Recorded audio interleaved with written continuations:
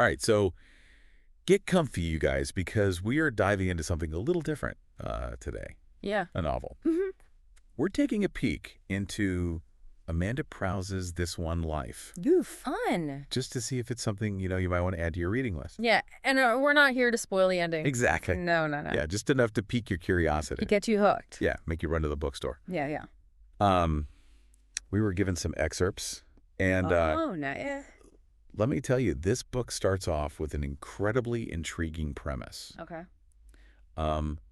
It jumps between present day and 8 years before. Okay. And the prologue, it just drops you right in the middle of a missing sock mystery. A missing sock. A missing sock. All right, I know it sounds... That's interesting. It sounds very like, lumpy. what could that possibly You date, right. Yeah. But the way Prowse sets it up with this little girl, Edith, and her mom, Marnie, you just know there's a deeper story. Okay, yeah. Waiting to be unraveled. There's gotta be. Like, it's that quiet before the storm, you know, where the air is thick with anticipation. Yeah. And then we meet Madeleine. Okay. The protagonist. She's this successful designer. All right. Living what seems like a perfect life. Right. But you quickly realize she's carrying some heavy baggage. Okay. From her childhood on the Britton Park estate. So it's not all sunshine and roses. Not at all. Okay. It's almost as if she's built this sophisticated, successful life. Yeah. As a way to distance herself from that past. Oh, I see. Yeah. And her ambition is palpable. This dream of opening her own agency in L.A. Wow. It makes you wonder, what is she really running from? That's a good question. Yeah. What is she running from? And then, boom, life throws her a curveball, motherhood. Oh, wow. Talk about a wrench in her perfectly crafted plans. Yeah, that'll do it. And it really highlights this internal conflict she's facing. Yeah. On one hand, she's driven by this ambition to create a life vastly different from the one she knew growing up. Right. On the other, she's now unexpectedly thrust into this role of motherhood. Yeah.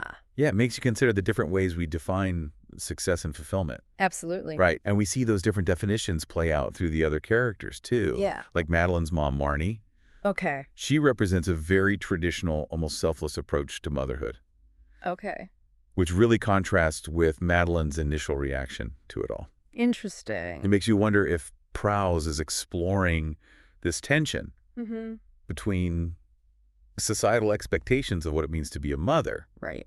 And the reality of how individual women actually experience and approach motherhood. Yeah, their own path. It definitely brings up some thought-provoking questions. Absolutely. And then there's this whole web of relationships surrounding Madeleine. Oh. Her complicated dynamic with Marnie, her strained friendship with Trina. Okay. And then these romantic entanglements with Jimmy and Nico. Each relationship seems to pull her in a different direction.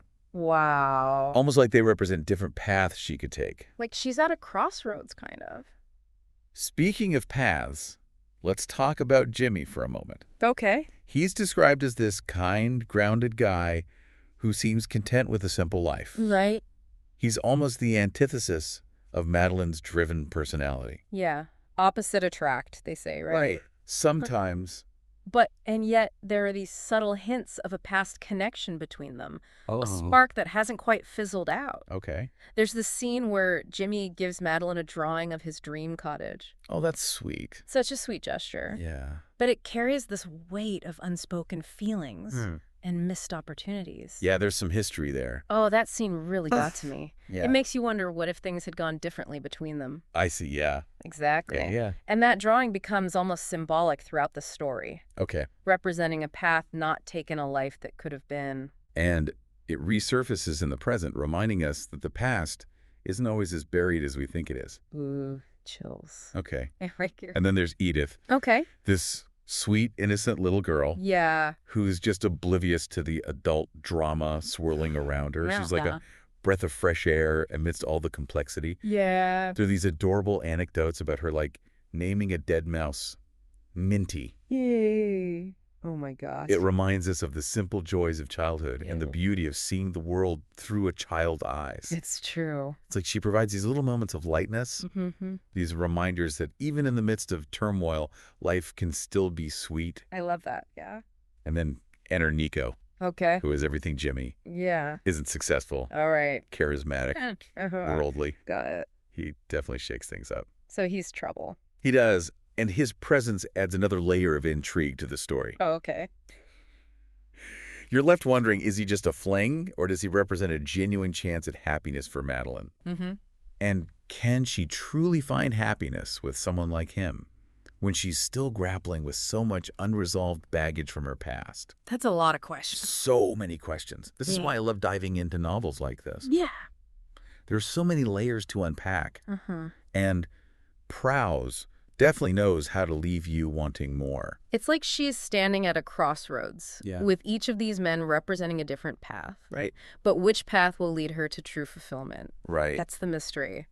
Prowse invites us to unravel. It's so cleverly done. Yeah. Speaking of things that are cleverly done, did you notice how the settings in the book almost become characters themselves? Oh, absolutely. There's such a stark contrast between the Brenton Park estate and Jimmy's lockkeeper's cottage. Yeah, for sure. The estate, with its drab hallways and worn-out furniture, feels almost oppressive. Right? Like a physical manifestation of the constraints Madeleine feels from her past. You know, the expectations she's trying so desperately to break free from. Makes sense. Yeah. Yeah. And then there's the cottage, which starts as this dilapidated ruin, Right.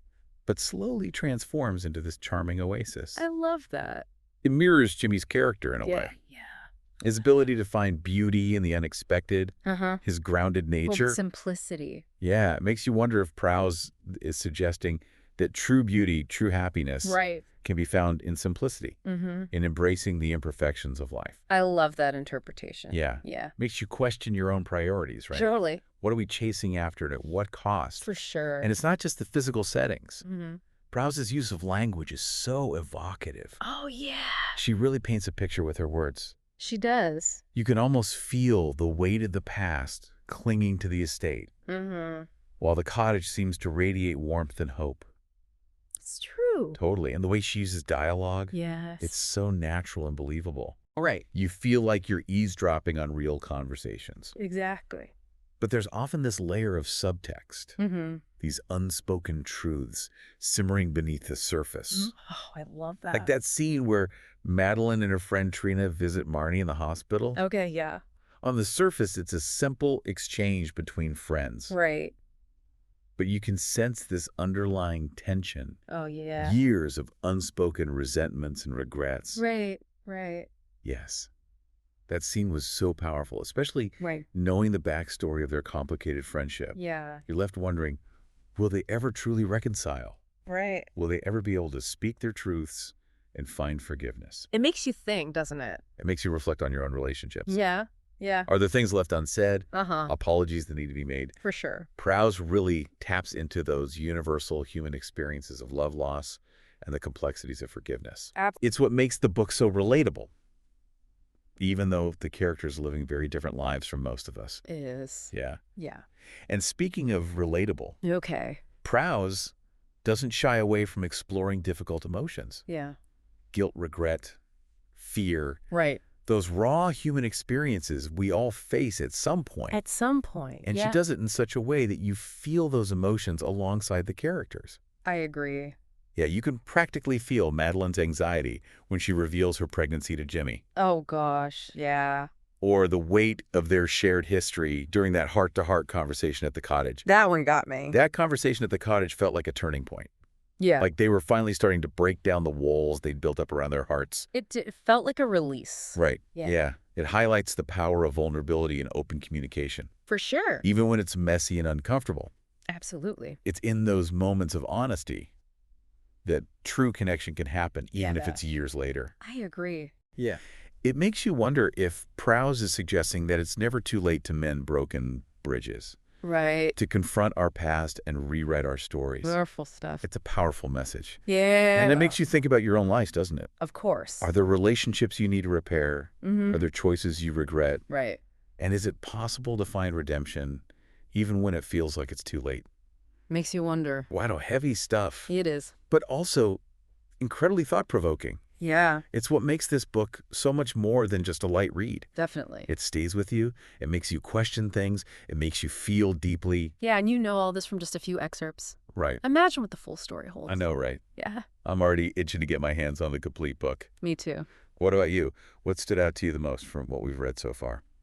It's hard to choose just one thing, But I think what fascinates me most is how Prowse uses these seemingly insignificant details to hint at the bigger picture. Total. Like that missing sock at the beginning, Yeah. or the drawing of the cottage. Oh, absolutely. It's like those small details are little puzzle pieces. Right. And as you read, you start to see how they fit together to create this complex and emotionally resonant story. Exactly. And it makes you pay attention, makes you wonder what other seemingly insignificant details might hold a deeper meaning. Yeah. It's like she's inviting us to read between the lines, to engage with the story on a more active level. It's like she trusts her readers to be intelligent. Yes. To pick up on those nuances and connect the dots. It makes for such a rewarding reading experience. It does. And speaking of rewarding, Okay. I have to say the ending of the excerpts we read. Yeah. Well, let's just say it left me with a lot of questions. Okay. In a sense that maybe, just maybe, Madeleine is starting to figure things out. Ooh, now you're being cryptic. You're just fueling my need to read the whole book. But you're right, there is this sense of hope. Yeah. A feeling that even though life is messy and complicated, there's always a chance for growth and redemption. Right, like maybe the journey itself is more important than the destination. Oh. Maybe it's about learning from our mistakes, embracing the unexpected, and finding beauty in the imperfect. It makes you think about your own life. It does. Your own journey. Yeah. Are you on the right path? Right. Are you chasing the right dreams? Mm-hmm. And what truly matters in the end? Big questions.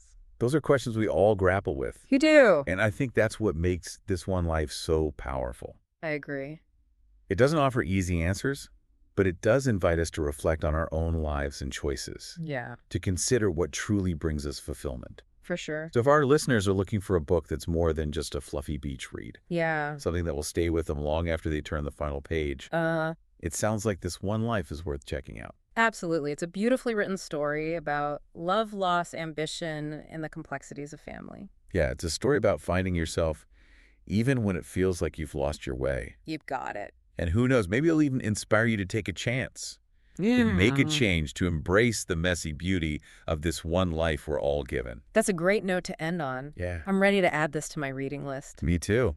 I'm already halfway through it. Really? And I can't wait to see how it all unfolds. Awesome. To our listeners, if you do decide to pick up This One Life, let us know what you think. Yeah. You can find us on social media or leave a comment on our website. Happy reading, everyone. And until next time, keep diving deep.